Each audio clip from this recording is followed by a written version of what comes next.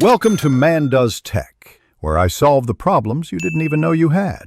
In this video, I will explain how to cook tuna steak on a Blackstone griddle. First, let's prepare our tuna.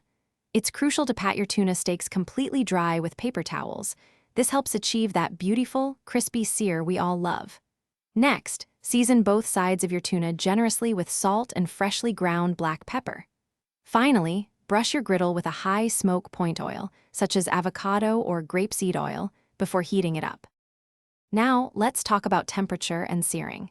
You'll want to preheat your Blackstone griddle to a medium-high temperature, aiming for around 400 degrees Fahrenheit. Once it's hot, carefully place your seasoned tuna steaks directly onto the griddle surface. For a delicious rare to medium-rare finish, sear each side for just 1 to 2 minutes. This quick cook time ensures a tender, flavorful interior. Achieving your desired doneness is key. If you prefer a medium tuna steak, simply cook for an additional 30 to 60 seconds per side after the initial sear. For precise results, use an instant-read thermometer.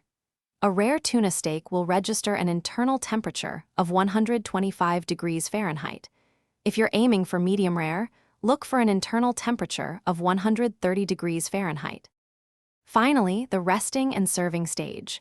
Once your tuna steaks are cooked to perfection, remove them from the griddle and let them rest for about 5 minutes. This crucial step allows the juices to redistribute throughout the steak, resulting in a much more tender and flavorful bite. When ready, slice your tuna against the grain into beautiful half-inch thick pieces. Enjoy your perfectly cooked tuna steak. Thanks for watching. If you found this helpful, don't forget to like and subscribe.